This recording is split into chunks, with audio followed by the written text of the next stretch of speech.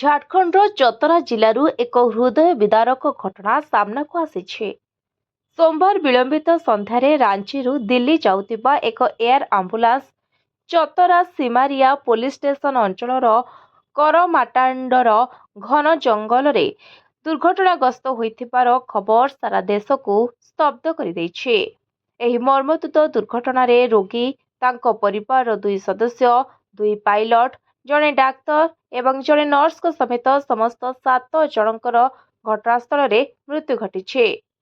Report ଅନୁସାରେ red bird aviation ବିଚକ୍ରାଫ୍ଟ C-90 ବିମାନ 41 ବର୍ଷୀୟ ରୋଗୀ ସଞ୍ଜୟ କୁମାରଙ୍କୁ ନେଇ ରାଞ୍ଚିର ଦେବକମଲ ହସ୍ପିଟାଲରେ ଭର୍ତ୍ତି ହୋଇଥିବା ବେଳେ ତାଙ୍କୁ ଉନ୍ନତ ଚିକିତ୍ସା ପାଇଁ ଦିଲ୍ଲୀକୁ ଏୟାରଲିଫ୍ଟ କରାଯାଉଥିଲା।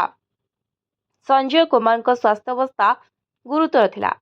ତେବେ ସୋମବାର ସନ୍ଧ୍ୟା 7:11 ବିମାନଟି ରାଞ୍ଚି ବିମାନ ବନ୍ଦରରୁ ଦିଲ୍ଲୀ ପାଇଁ ଉଡ଼ାଣ ଭରିଥିଲା।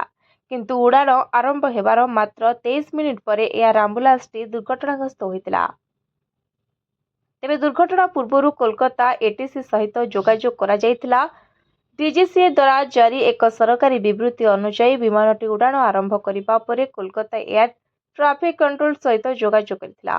ଖରାପ ପାଗ ଯୋଗୁଁ ପାଇଲଟ ବିମାନ ପରିବର୍ତ୍ତନ କରିବାକୁ ଅନୁରୋଧ କରିଥିଲେ, କିନ୍ତୁ ସନ୍ଧ୍ୟା 7:34 ସମୟରେ ବିମାନଟି ହଠାତ୍ ଯୋଗାଯୋଗ ଏବଂ ରାଡାରର ଯୋଗାଯୋଗ ହରାଇଥିଲା। ବିମାନର ଶେଷ ସ୍ଥାନ ଚତରା ଜିଲ୍ଲାର କସାରିଆ ପଞ୍ଚାୟତ ନିକଟରେ ରେକର୍ଡ କରାଯାଇଥିଲା। Report, voice of Odisha live.